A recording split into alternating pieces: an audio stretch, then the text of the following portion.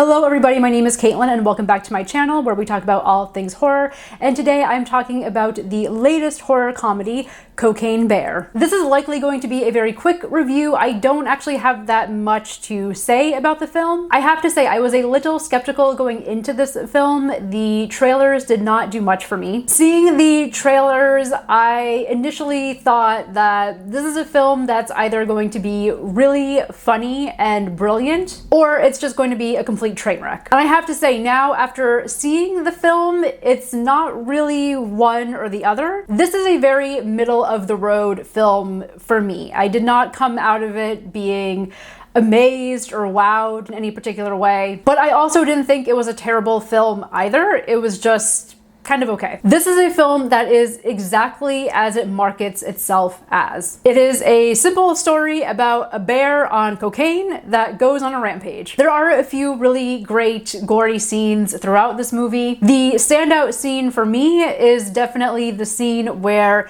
the paramedics come to the park. And you have that scene that they show in the trailer where the paramedics are in the ambulance driving away and the cocaine bear is chasing them. And then of course you see the bear jumping into the ambulance, and then it's all kind of rampage and carnage from there. I felt like that scene was definitely the centerpiece of the whole film and definitely had the best gore effects. My one critique with the film is that I felt like it could have almost pushed the gore a little bit more. It could have gone a little bit further with it. The film, to me, actually felt a lot tamer than what I was expecting it to be. I guess I was expecting it to be kind of just bear attacks galore. I think I was hoping for it to just kind of ham it up more and really go all out with the special effects. I've talked about this before in other reviews, but just kind of having that very comical gore where you have blood just splattering everywhere. So I was hoping for a little bit more of that, but there are certainly scenes in the film that are a lot of fun and very funny to watch. Another thing I have to praise this film for is that it is set in the 1980s,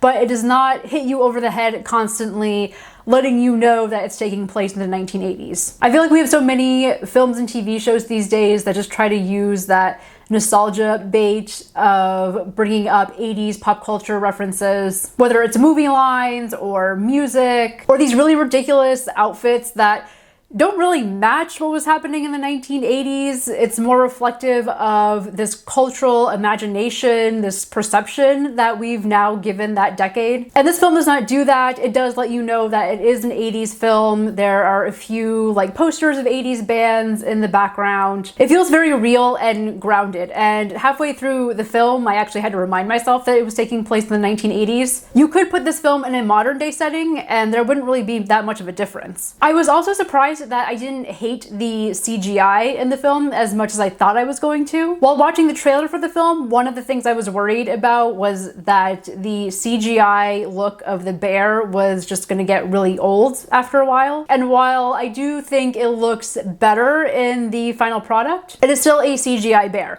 However, I do think the film does a good job of kind of playing into that. It's a film that is perfectly aware that it is using a CGI bear throughout the whole narrative. Yet this is another thing where I wish they had pushed the joke a little bit further. So I guess that's really my big overall critique with this film, is that I kind of wanted to just push its premise and the absurdity a little bit more. I understand that this is a very low budget film. There was only so much they were going to be able to do, especially with the use of CGI. But I do think the humor of the film could have gone a little further, especially around the human characters in the film. I know other reviewers have talked about this, and this was true for me as well, that the human characters are the weakest part of the film. And it might be a bit unfair because with this type of film and just the title of it, you're going into it as an audience member just waiting for the bear on cocaine to show up and start killing people. But there are quite a few scenes in the beginning where the film is trying to introduce us to the main cast of characters. And for the most part, it is an ensemble cast. You have different groups of characters. So you have all these different characters that are out in the woods and they have have their own banter and jokes with each other. And yeah, they were definitely the weakest part. I can't say that I really cared for any of the characters. These are not characters that have really any great depth to them. It's all very surface level. And again, while watching it, I was just kind of sitting back and waiting for the bear to come and kill them. So that's the tricky thing with these kind of movies, is that how do you get your audience to care about the characters when